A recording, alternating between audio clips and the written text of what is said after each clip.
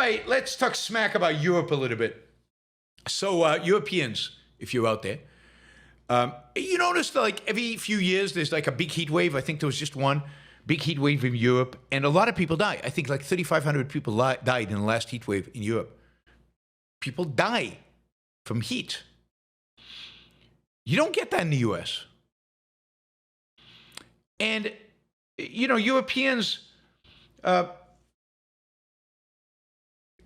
continuously tell us that how the quality of their life is so much better than Americans. And yet, when you look at, studies, studying people, when it gets hot, people's sleep quality goes down, sleep efficiency, duration, all go down. Productivity goes down. School learning in school goes down. So it's like anything above 20 centigrades, 70 degrees. But once you get to 73 degrees, everything is down. The hotter you get from 73, the worse people perform on a bunch of different quality of life standards. And yet the thing about Europe is they don't have AC. They don't have air conditioning. Bob says, by what standards? But measure, time of sleep, measure the efficiency of sleep, how often you wake up, measure productivity, measures, performance of tests. And Europeans don't have air conditioning. And it's by a huge margin. I mean, Americans, 90% of Americans have air conditioning. 90%. So even the poor in Americans have air conditioning. When I was last time I was in Portugal, in Porto, I did a podcast. And one of the things I said on the podcast was that Americans are much richer than Portuguese. And the Portuguese flipped out. I mean, Rafael, who says he just got COVID, God, you just checked that you have COVID. That's not good. Well, I hope you recover quickly. And Rafael does not have AC, and he lives in Lisbon, and Lisbon gets warm. It gets hot. My Airbnb in Lisbon for August has AC. 90% of Americans have air conditioning. That includes poor people. Only 20% of Europeans have air conditioning. Only 20%. And this heat wave, people died.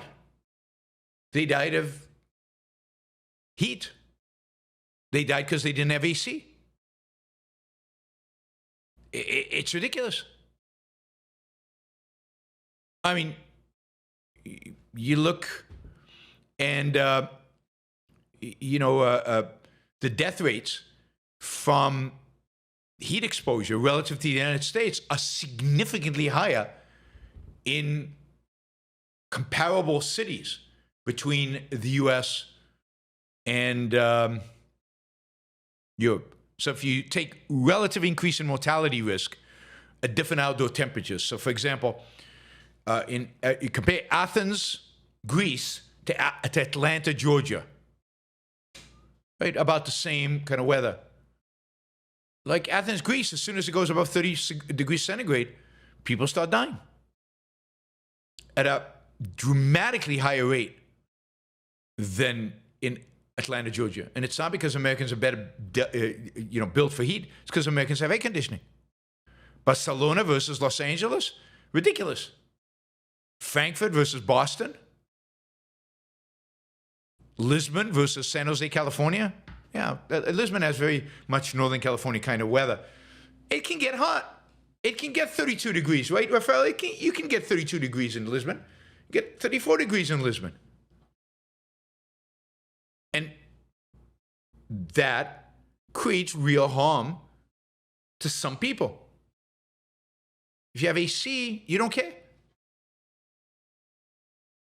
I don't know how, I've had AC, except for 2 years. 2 years in California, in Northern California, I didn't have AC.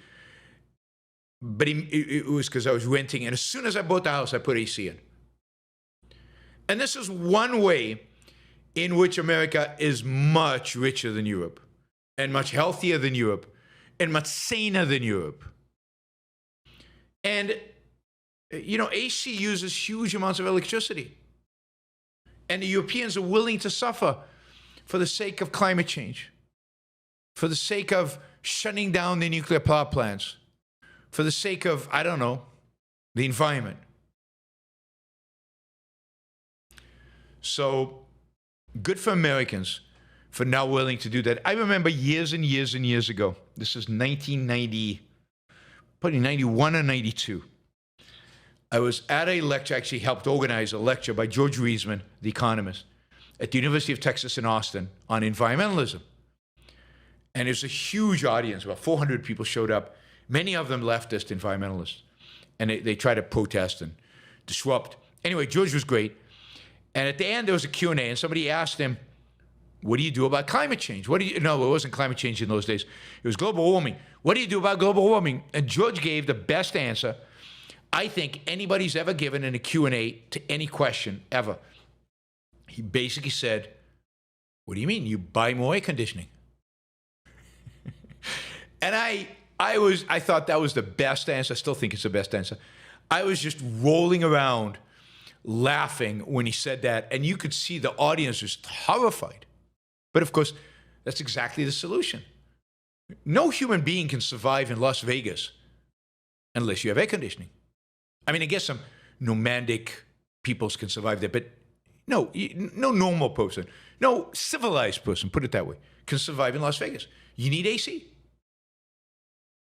And if climate change, if global warming is happening and the rest of the United States gets warmer, then you need more AC. Build more power plants. Pump in more electricity and boost up that AC. I couldn't live in Puerto Rico without AC. Couldn't live in California without AC. Certainly couldn't live in Austin, Texas without AC. All right, so shame on you Europeans for sacrificing your sanity, your productivity, your sleep, and your health, and sometimes, in some cases, your life, just not to get air conditioning. All right, maybe I'll convince Raphael to get an apartment with air conditioning. Yeah, Raphael says my Portugal is poor, like short video. They did a short video of me saying Portugal is poor. Has 650,000 views. Now that's like almost 10% of the population of Portugal. That's a lot of people. I'm going to be recognized on the streets of Lisbon and harassed for saying that I think Portugal is poor. But the reality is, I mean, it really, I have to admit, I'm not usually surprised by much, but I was stunned by the reaction because, like, the data is unequivocal. It's pretty clear. GDP per capita, disposable income, after taking into account healthcare and education, all the things that they give away so free, supposedly, in these countries, you take into account all of that. The United States is significantly richer than any country, with the exception maybe of Luxembourg, in Europe. Even when you take into account the value of free healthcare. Once you take into account everything, taxes, everything, Americans have just more disposable income. After healthcare, after education. We're just significantly richer than the rest of the industrialized world. I mean, there are a few places in the world richer, like, I don't know, Dubai or something. But, where you have, I don't know, a lot of oil, very few people. But in terms of actual functioning economies, the United States has done pretty well. Not as well as it should. Nowhere nearly as well as I could have it running. But, well, anyway.